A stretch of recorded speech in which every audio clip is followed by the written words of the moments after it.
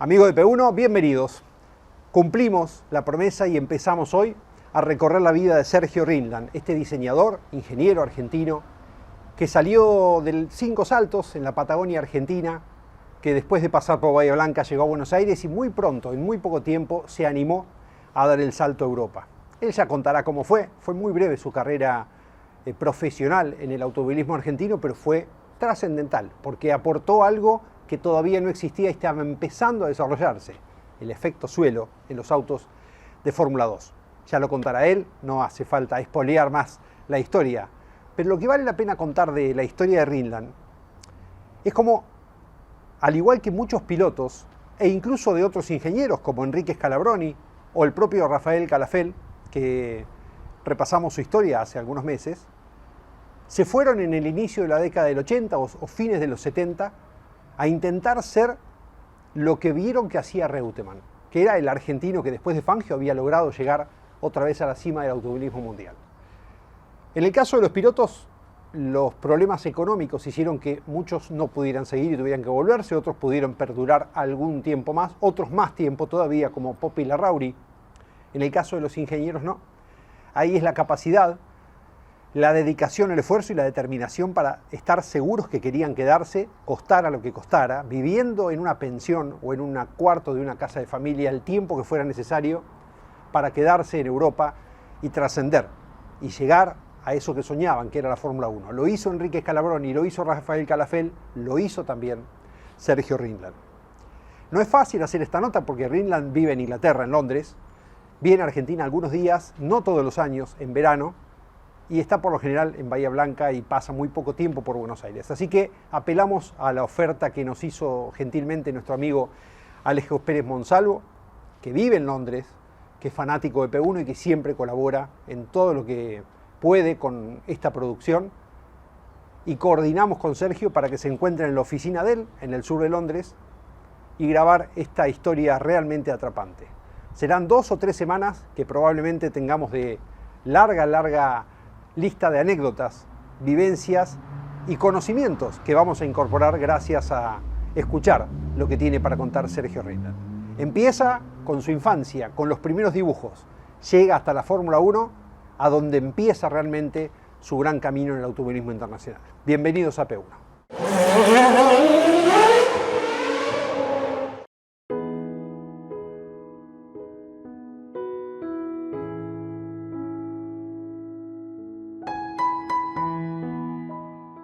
Nosotros vivíamos en un pueblo muy chico, en Río Negro, Cinco Saltos, y yo me acuerdo que no había muchos autos en Cinco Saltos.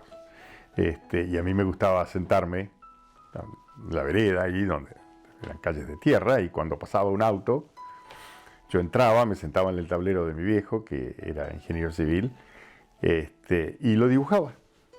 Tenía 4 o 5 años, qué sé yo, no sé, y después, qué sé yo, cuando salió el Falcon me acuerdo que lo dibujé todo en cuatro vistas, ¿no? Y lo corté y me armé un modelito de un Falcon en cartulina, ¿no? Y cosas por el estilo. Y mi mamá era profesora de pintura, y la pintaba, y me quería enseñar a pintar, y yo lo único que quería era dibujar autos, ¿no? Así que ya te digo, desde muy chiquito. No sé si fue algo de influencia o alguien que me influenció o algo que nació porque, bueno, la pasión nació y así se hizo, ¿no? O sea, no recuerdo a alguien que me haya influenciado en el tema de que me gusten los autos.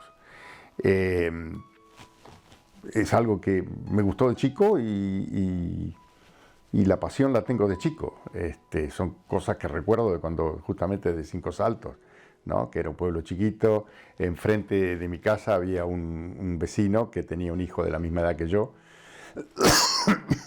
y tenía una cafetera que en su momento, en los años 50, se parecía mucho a la Alfetta que corría Fangio.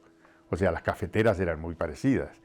Y me acuerdo que él nos subía a los dos chicos y nos llevaba a dar vueltas a la manzana, ¿no? O sea, te imaginas, para mí eso era, no sé, el paraíso.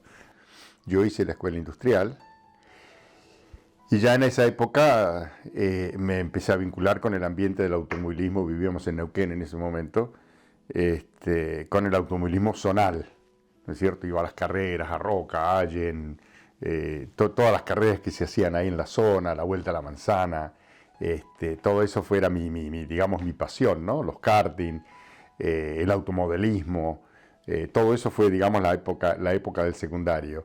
Después ya cuando fui a la universidad empecé a ir a los grandes premios, a las temporadas, ¿no? Y ahí me empecé a vincular con gente del automovilismo. Cuando mi primer año de universidad, me acuerdo que, antes, cuando estaba todavía en el secundario, vienen a correr a Allen la Fórmula 1 y la Fórmula 4, ¿no? Y en ese momento conozco a los hermanos Salatino y me hago muy amigo de Eduardo. Y él fabricaba sus propios chasis, o sea que para mí era, digamos, lo que yo quería hacer, ¿no? Cuando estaba en el secundario yo había empezado a construir un chasis de un auto de 2 plazas, ¿no? Que no se terminó por una cuestión de que no tenía ni la infraestructura ni tenía la posibilidad de poder construirlo, pero el sueño lo tenía, ¿no? Y pues yo ya dibujaba autos. O sea, yo ya en ese momento dibujaba autos, era lo que hacía todas las noches, ¿no? O sea, me pasaba dibujando autos. Y bueno, ya una vez en la universidad ya empecé a tomar contacto con el automovilismo nacional. Eduardo me empieza a presentar gente. Una de las personas que me presenta es Alberto Piloto, que había sido el jefe de mecánicos de Reutemann en el equipo del ACA, acá en Inglaterra. Me hago muy amigo de Alberto. Alberto me presenta a Guillermo Kisling. Por otro lado lo conozco a Orlando Ríos, periodista, porque yo iba al Automóvil Club con mis planos, con mis dibujos, a mostrar que yo quería meterme en el automovilismo si me daban un pase para las temporadas, ¿no? O sea, cosas así de chico iluso, ¿no? Y bueno, en esa época, entre el secundario y la universidad, fue cuando empecé a conocer gente. Ya en la universidad, en el año 76, cuando fue el golpe militar, que se cerró la universidad por 3 meses, uno de mis profesores era Eduardo Medina, que había hecho el Fórmula 1 de Benamo padre cuando yo estaba en el secundario, que yo me acuerdo porque iba a Bahía Blanca, a la casa de mis abuelos, y me la pasaba en el taller de él. Y después fue profesor mío de física en la universidad, y en el 76 me dice, justo cuando se cierra la universidad, me dice, me encargaron un Fórmula Renault, dice, de Pampeana, dice, y no tengo tiempo para hacerlo. Así que venite vos y otros amigos tuyos y lo hacen ustedes. Lo diseñás vos, y yo lo único que hago te superviso. ¿Te imaginas? Para mí fue un sueño. O sea, que esos 3 meses que no hubo universidad, yo ya había rendido todas mis materias, estaba libre. En 3 meses diseñamos y construimos un Fórmula 4 pampeana, lo mandamos a La Pampa, corrió, y ese fue mi primer, digamos, diseño. Estoy hablando del año 76. Yo me recibo en el 78.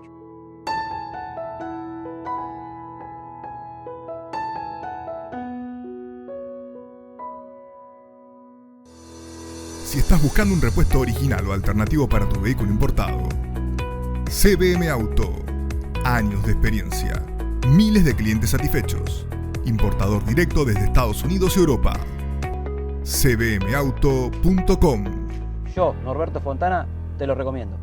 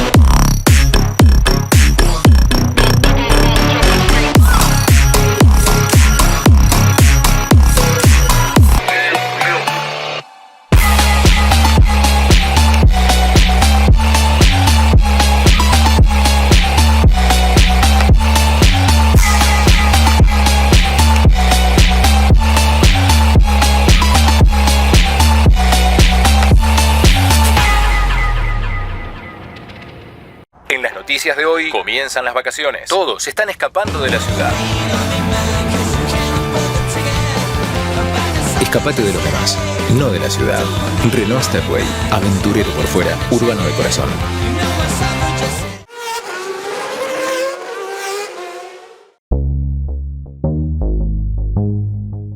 De Bahía Blanca, que yo fui a la universidad en Bahía Blanca. Cuando me recibo, me voy a Buenos Aires, me pongo en contacto con Guillermo.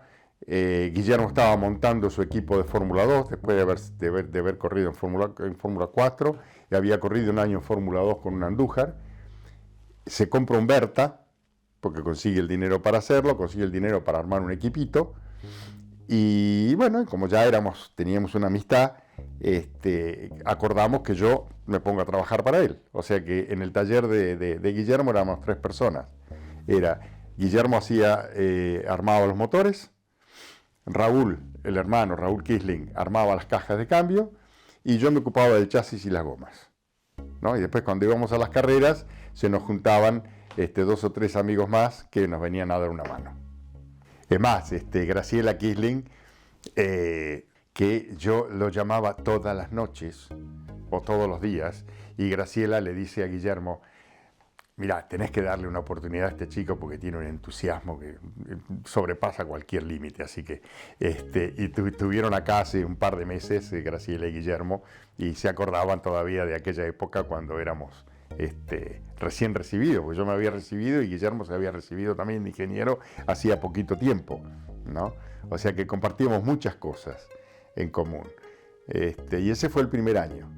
Y una de las cosas que yo empecé a hacer en el auto de Guillermo fueron justamente los pontones con efecto suelo, que había sido mi proyecto de trabajo final de carrera. Mi trabajo final de carrera fue el diseño de un Fórmula 2 completo.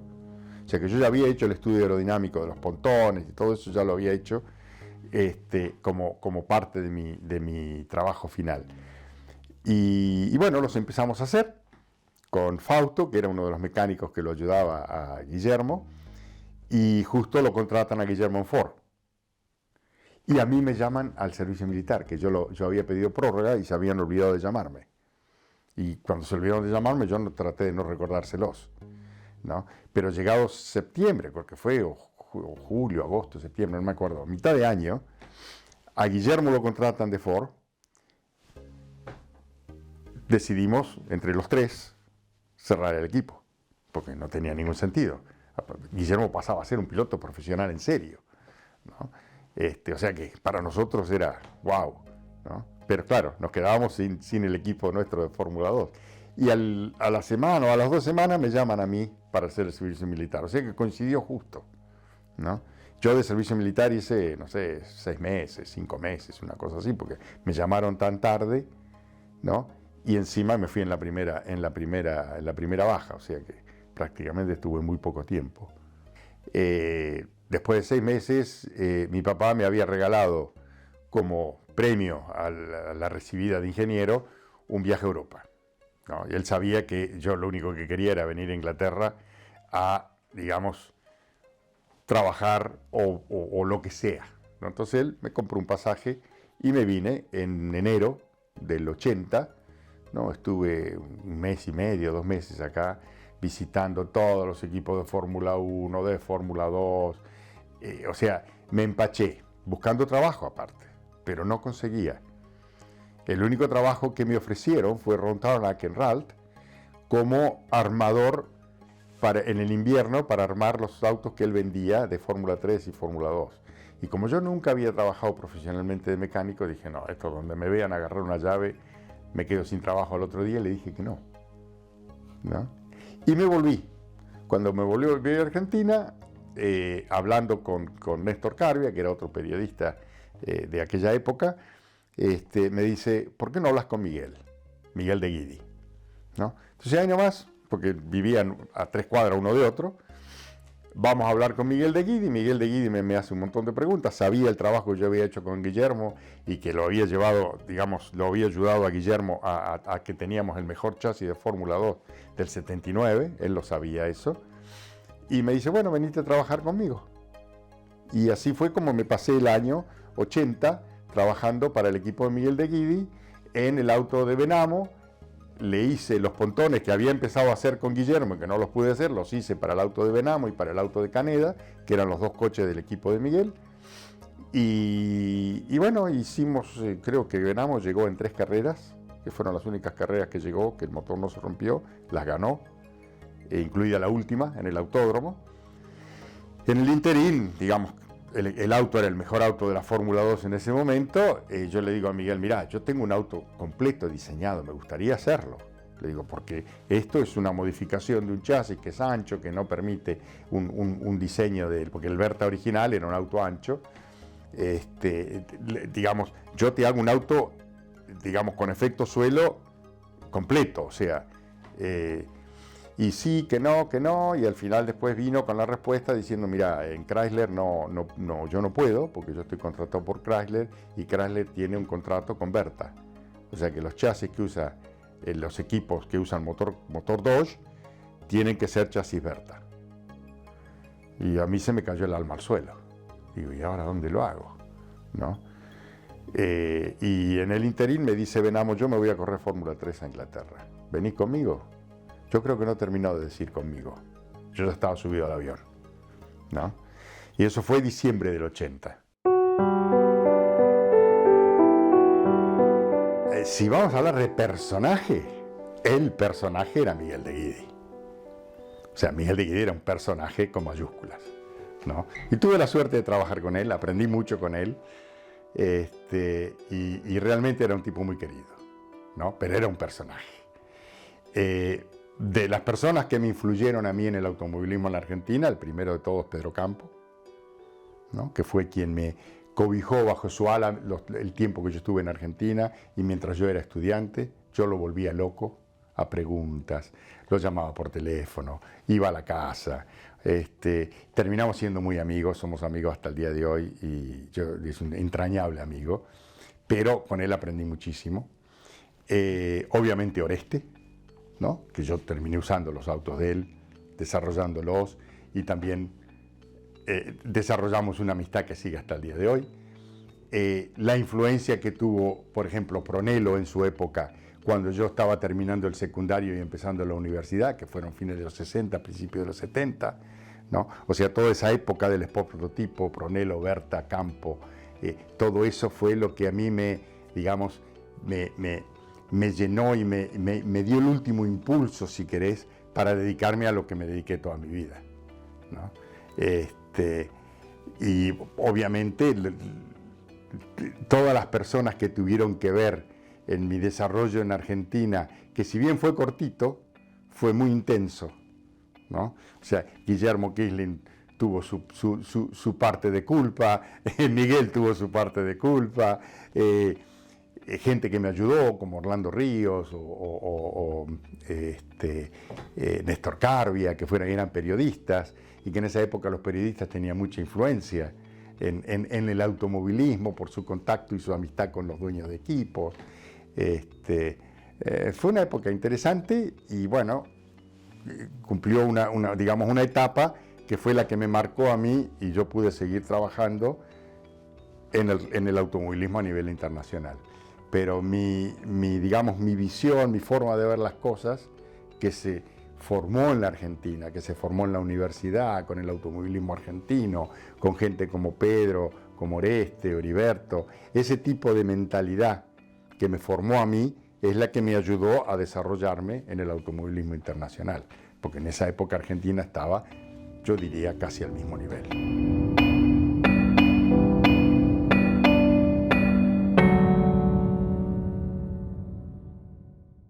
Si visitas Miami, no extrañes lo que dejas por unos días. Visita Las Acacias, el gourmet argentino. Productos argentinos y regionales. Las Acacias, un punto de encuentro en Doral. Encontranos en la 8200 Northwest y la 14 Street. Este es un baile que tiene un ritmo, y cuando vos entras en el baile tenés que bailar al ritmo del baile. No quieras ir en contra del ritmo.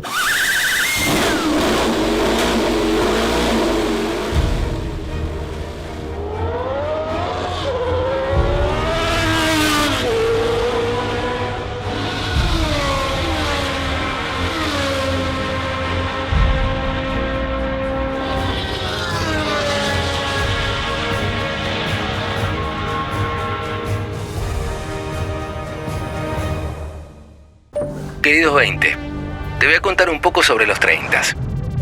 ¿Recordás esas noches donde bailábamos hasta que salga el sol? Siguen estando. A los 30 aprendes a renunciar a ciertas cosas para poder valorar otras. Somos fieles a nuestro instinto. Y en el amor, no te preocupes. Te aseguro que te volvés a enamorar. Y podría continuar, pero no quiero ser de los que mandan audios de más de 30 segundos. Peugeot 208. El futuro nos atrae.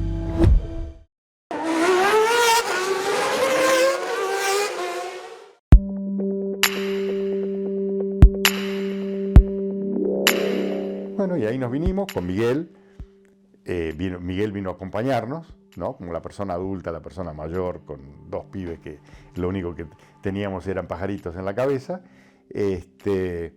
Y así fue como arrancó mi carrera aquí en Inglaterra, ¿no? O sea, me vine con Enrique, estuve un tiempo con él, lo ayudé a acomodarse dentro de lo que era el ambiente acá del automovilismo. Yo lo conocí a Ron Taranach. Si bien el auto original que se había elegido por una cuestión de una recomendación de Guerrero fue un Argo, en la primera prueba que tuvimos en Silverstone, Enrique lo choca al Argo y lo destruye, ¿no? O sea, esos monocascos de aluminio le pegabas y se torcían todos. Y ahí lo convencí yo de que en vez de comprar otro Argo, que no era un muy buen auto, comprar un Ralt. Y bueno, y ahí compró el Ralt. Yo le di una mano con el equipo que teníamos ahí en Norfolk, en Snetterton. Al poco tiempo él se va a mitad de temporada, una cosa así, septiembre, él se va que también lo ayudé yo, digamos, el contacto con Gary Anderson, que tenía su propio equipo de Fórmula 3 para que le atienda al Ralt. Él se va con Gary Anderson y yo me vengo a trabajar a una fabriquita que había en St. Albans de Fórmula 4 por una recomendación de Enrique Mansilla. Enrique en esa época corría en Fórmula 4 en el equipo Van Diemen y tenía un amigo argentino, Joaquín Cañas, que corría en el equipo PRS de Fórmula 4, un equipito chiquito ahí. Y andaban buscando un mecánico que hablara castellano, porque tenían un piloto mexicano y un piloto argentino que no hablaban mucho inglés y necesitaban a alguien que les dé una mano, y aparte el dueño del equipo dijo: si tengo un mecánico que habla castellano, estos se me quedan y me siguen dando la guita, ¿no? O sea, esa fue la motivación de él, no que me conocía ni nada por el estilo. Entonces, hacemos un acuerdo, me contratan y yo al lunes siguiente empiezo a trabajar, porque yo estaba en Pampa y la Vía en ese momento.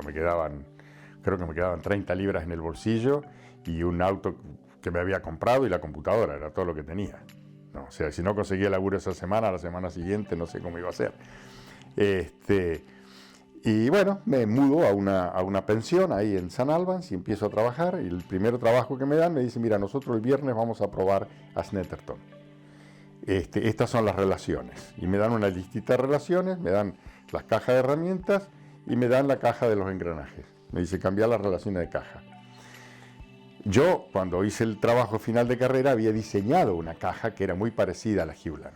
O sea que yo, digamos, de la parte de caja de cambio sabía. Lo que sí, nunca había cambiado relaciones de caja en una caja, ¿no? Y bueno, me puse a cambiar relaciones con mucho cuidado, de que no se me caiga nada, con las bandejitas abajo para el aceite, para las herramientas, todo.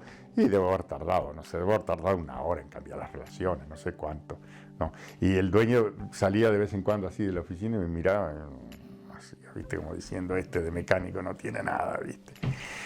Y yo dije: acá, pero la armé, funcionó, o sea, todo perfecto. Vamos a Snetterton.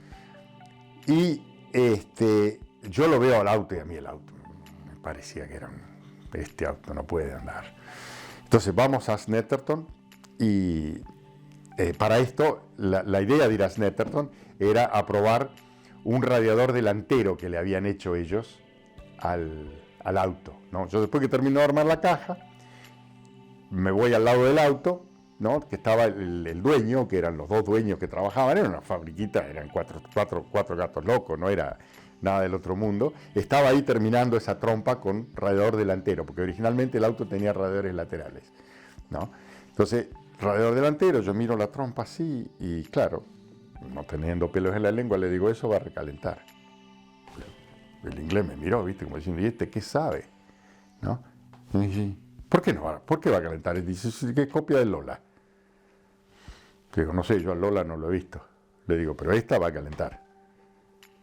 Me dice, ¿por qué? Le dije, porque no hay por donde salga el aire entra alrededor y no sale a ningún lado, no tiene salida por arriba, no tiene salida por los costados.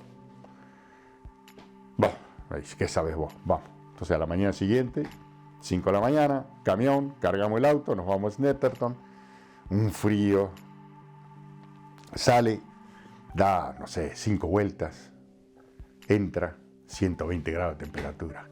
El inglés me mira así y me dice, parece que tenías razón. ¿Y qué le harías vos? Y le digo, yo le abro un agujero acá arriba, le hago una salida de aire así, con chapa. Me dice, bueno, ahí tenés chapa de aluminio, ahí tenés tijera de cortar lata. Me dice, hacelo, nosotros nos vamos a almorzar. ¿Qué querés que te traigamos? Digo, un sándwich. Y ahí me quedé, toc, toc, toc, corto todo. Y me dice, y más vale que ande porque me estás destrozando la trompa que me costó una fortuna de plástico. Yo la corto, ¿viste? Le hago una salidita de aire, que esto que el otro. Vuelven de almorzar, me traen un sándwich, sale el piloto, 80 grados, 80 grados, 80 grados, 80 grados. Y el inglés me empieza a mirar con menos desconfianza, ¿no? Y el piloto entra y lo único que se quejaba es que en la curva de atrás, Coram, que es una curva de tercera, el auto no lo podía acelerar porque se le iba de trompa, se le iba de trompa, se le iba de trompa. Y yo le digo, ¿por qué no le pones una barra más dura? Me dice, ¿cómo una barra más dura si se va de adelante? Le digo, quiero probar una cosa. Resulta que el auto tenía los resortes externos con este ángulo de inclinación. O sea que cuando rolaba, el resorte se ablandaba cada vez más. Y Coram es una curva muy larga, de tercera, donde hay que estar ahí. El auto rola mucho. Digo, si el auto rola menos, por ahí se ablanda menos, ¿no? Claro, sale y el piloto entra y dice, la verdad que va un poquito mejor, ¿eh? ¿Viste? Cuando volvíamos, me dice el inglés, venía los dos hermanos, que eran los hermanos Holman, Vic y Steve, que todavía al día de hoy somos íntimos amigos, y yo venía sentado en el medio del camión, porque habíamos ido nosotros tres nomás a probar. Me dice, mañana a la mañana, me dice, te vas a un negocio que hay ahí en San Albans, me dice, y te compras todo lo que necesites para dibujar. Me dice, quiero que me dibujes la trompa que hiciste en aluminio. ¿No? Y me dice, ¿qué te parece a vos con la suspensión delantera? Y le digo, ahí lo que hay que hacer es levantar los resortes y ponerles un anclaje más alto para que no se ablande el resorte cuando rola. Me dice, bueno, dice, nosotros tenemos el festival de Fórmula Ford. Me dice, vos vas a modificar el auto y lo va a manejar Stefan Beloff, que es un piloto de un amigo mío austríaco que corre en Europa con los autos nuestros. Bueno, y ahí me puse a laburar. O sea, no fui más mecánico, porque aparte me dijo, vos como mecánico sos medio desastre. No lo dijo, pero lo dio a entender. Entonces a la mañana siguiente fui y me compré lápices, elementos de diseño y qué sé yo. Había un tablero viejo en la oficina de él, le sacó la tela que tenía encima, lo puso ahí y me dice, bueno, este es tu lugar de trabajo. De ahora en más sos el diseñador. Y ahí arrancó.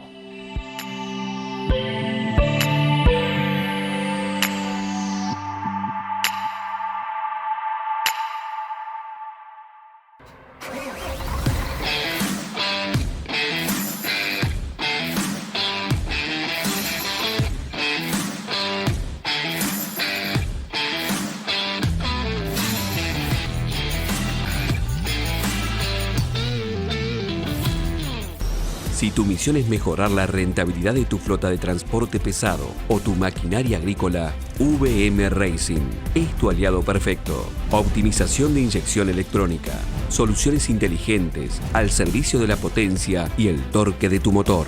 Porque tu cosechadora debe cosechar, porque tu camión debe transportar. VM Racing, nos vas a recomendar. Desafía tus límites. Tonino es tu mejor opción. Si de bicicleta se trata, acércate a Tonino, el surtido más amplio y una gran variedad de productos. 35 años de trayectoria. Visítanos en nuestras dos sucursales, Lomas de Zamora y Lomas del Mirador. Seguinos como Bicicletas Tonino, www.bicicletastonino.com.ar.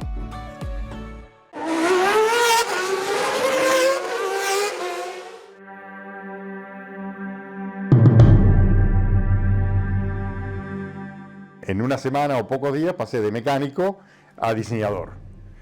Les hago todos los dibujos del auto para el festival, vamos al festival, Stefan B los clasifica adelante, junto con Mansilla, Toledano y Rory Byrne, porque Senna no corrió el festival ese año, se retiró. No sé si se acuerdan de la anécdota cuando Senna no sé qué problema tuvo y dijo me retiro y se volvió a Brasil, no corrió el festival. Y en la serie que le toca correr a Belov, larga séptimo. Y en la primera vuelta llega primero, o sea, pasa primero. Pero los 6 que iban delante de él ya no estaban más en carrera. O sea, lo fue sacando de pista 1 a 1. Le ponen bandera negra y ahí se nos terminó la carrera con el PRS. Pero el auto iba muy bien. El auto iba muy bien. Entonces, cuando volvemos a la fábrica, Dick me dice, quiero que ahora me dibujes un auto para el año que viene. Me dice, usando como base me dice, ¿qué suspensión le harías? Y aquí tenés el tablero y dibújalo. Tiene que estar listo la primera semana de febrero para los runoffs de Atlanta en Estados Unidos. Y bueno, me puse a dibujar, le hice una suspensión con balancines, le remodifiqué la trompa, la hice mucho más elegante, le hice toda una carrocería atrás aerodinámica, hice todo lo que tenía en la cabeza. O sea, hice un auto que era con un coeficiente de resistencia más bajo, obviamente. Y ese auto fue a Estados Unidos, lo corrió Chip Ganassi, que es el dueño del equipo de Ganassi, él era el piloto, ¿no?, de un equipo en New York. Y bueno, ese fue el primero. Después hicimos un auto para la Fórmula 4 inglesa, para el equipo oficial. Creo que se hicieron 4 o 5 autos, se vendieron autos en Europa. Y bueno, ese año anduvo bastante bien. Y durante el año me dicen, bueno, ahora tenés que diseñar un auto para el año que viene. Todo lo que aprendimos este año con este auto, aplicalo en un auto del año que viene, tenés más libertad, tenés más dinero, ¿no? Y queremos hacer un Fórmula 4 2000. Fórmula 4 2000 ya tenía alerones, tenía pontones, o sea que yo ya empiezo, ¿no? Hago el Fórmula 4 2000 y realmente fue un auto que anduvo muy bien, porque en el 83, digamos que gana casi todas las carreras del campeonato alemán, del campeonato europeo, anduvieron muy bien. El piloto que era del auto, que era Toledano, gana el campeonato europeo de Fórmula 4 2000, a pesar de que la última carrera la corre con un Reinhardt, pero todo el año corrió con un auto nuestro. Pero el esfuerzo ese que hizo PRS lo fundió. O sea, hizo un esfuerzo enorme, ¿no? Con digamos, el desarrollo de ese Fórmula 4 2000, el desarrollo de Fórmula 4 1600, mandar a Estados Unidos todo, se quedaron sin dinero, ¿no? O sea, el dinero que tenían, que eran unas 30.000 libras para hacer todo ese desarrollo, se les gastó. Con lo que vendieron no pudieron recuperar y tuvieron que cerrar, básicamente.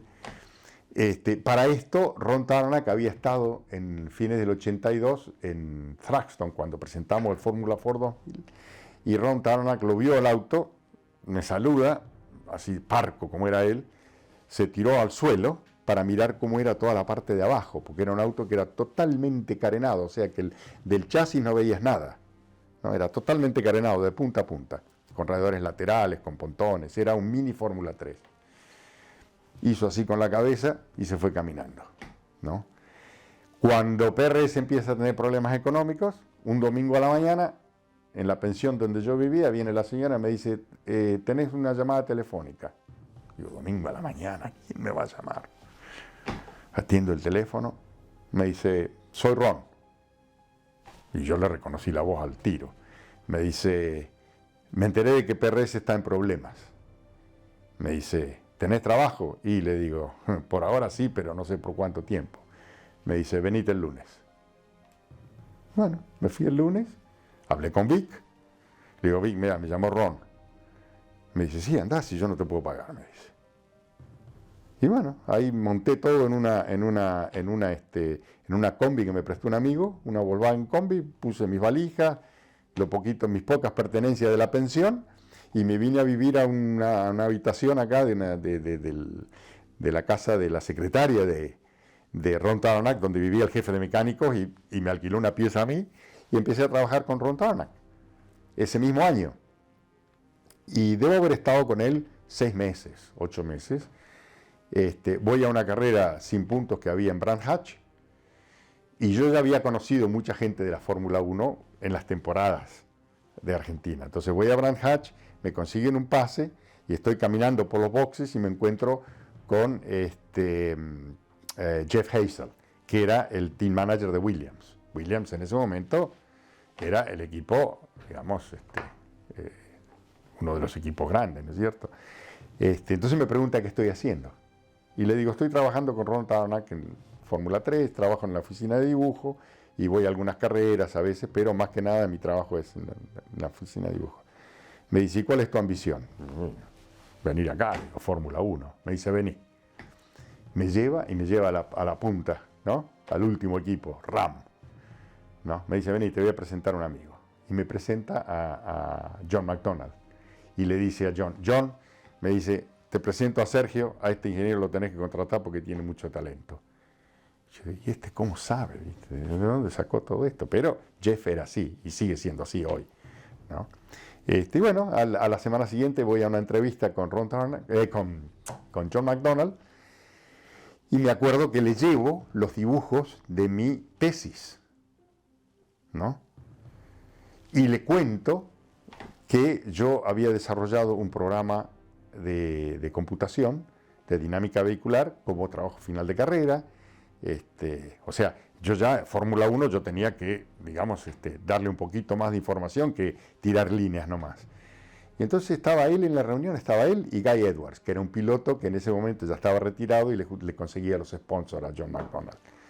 Y John hace así, hace así. Cuando yo termino de hablar, me dice, ¿pero vos podés dibujar? Le digo, sí, por supuesto. Bueno, me dice, entonces te contrato.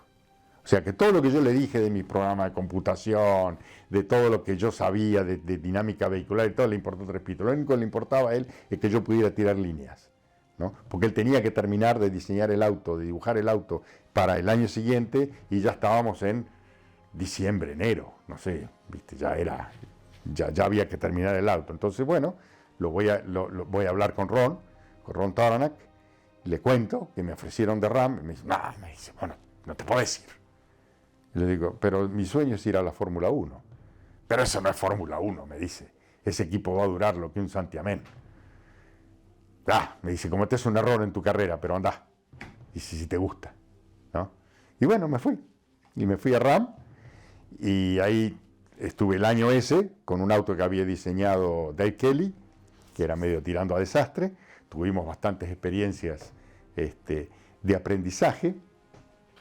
Y a fin de año, John McDonald lo cambia a Dave Kelly por Gustav Brunner. Y Gustav Brunner viene con todas sus ideas de fibra de carbono, el chasis que había diseñado para ATS, un genio el tipo, ¿no? Con el cual aprendí una enormidad. Entre él y yo, y al final otro muchacho más que vino a darnos una mano en la oficina de dibujo, en 4 meses diseñamos y construimos el RAM que corrió en el año 85. Pero claro, RAM tenía razón, Ron Tarnack, que era un equipo que no tenía el apoyo económico de un equipo grande, usaba motores Hart que había que reconstruirlos después de cada carrera. John no tenía plata para hacerle toda la reconstrucción, entonces a la carrera siguiente se rayaban los cilindros y se volaban los motores. Pero con el auto ese y con Gustav Brunner aprendí una enormidad, ¿no? Y ahí medio como que me especialicé en el diseño de chasis de fibra de carbono. O sea, estudié como un loco, trabajé, y bueno, así fue como se construyó ese auto y digamos que fue mi salto de calidad como diseñador, si se quiere.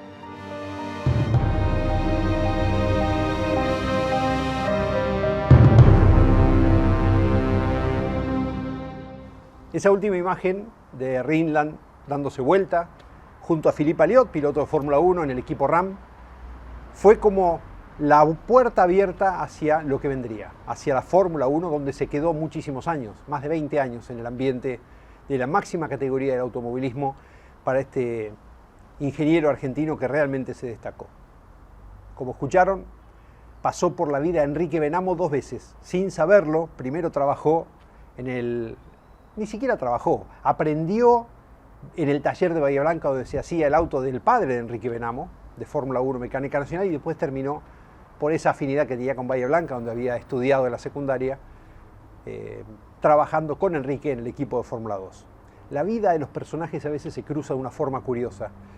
Rinland habla de Berta, habla por supuesto de Pedro Campo, habla de Heriberto Pronello, de Miguel de Guidi, de periodistas queridísimos como el recordado Néstor Carbia, personalmente un gran amigo y un maestro en mis inicios del periodismo,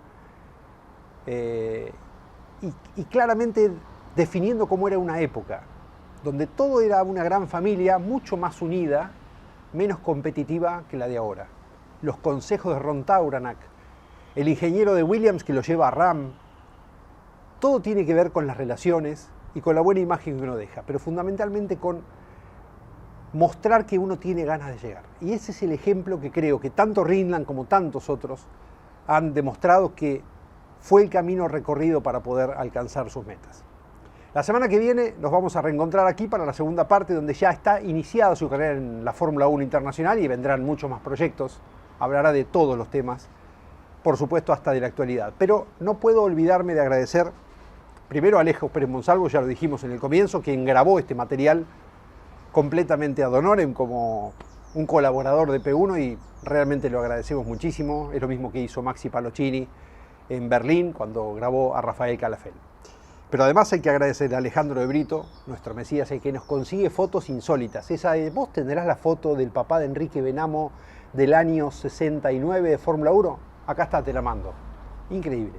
Increíble el archivo que tiene este hombre, que sigue además coleccionando y coleccionando y coleccionando fotos, digitalizando permanentemente para tener el mejor archivo de fotografía del automovilismo argentino. Pero además hay que agradecerle a Santiago Honorato, a Enrique Benamo, que colaboró con muchas fotos, a Santiago Honorato de Bahía Blanca, quien tiene aquel primer auto que hizo Rinland como trabajo de la escuela cuando estaba por recibirse y su profesor no tenía tiempo de hacerlo. Ese Fórmula 4 fue a parar a La Pampa y finalmente terminó en Bahía Blanca, donde Santiago Honorato lo tiene y lo están restaurando junto a Juan Cruz Figueredo y el equipo Génesis Carrera de Luis Jorge. Hay que mencionarlos porque ellos son los que nos dieron mucha data de ese auto y algunas fotos de las que vieron, más muchas más, de la restauración que están haciendo.